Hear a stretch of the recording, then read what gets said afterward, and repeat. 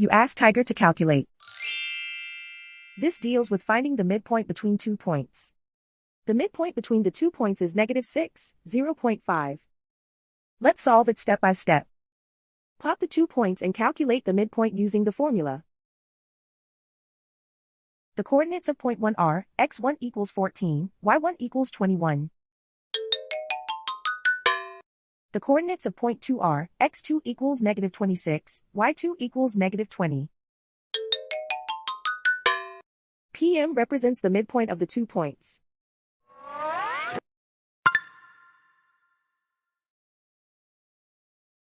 Use the x values in the midpoint formula to find the midpoints x.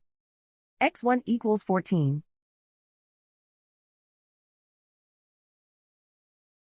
x2 equals -26. Simplify the arithmetic.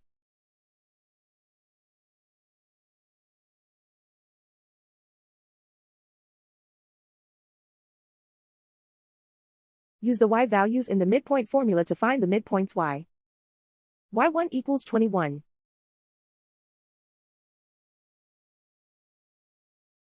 y2 equals -20. Simplify the arithmetic.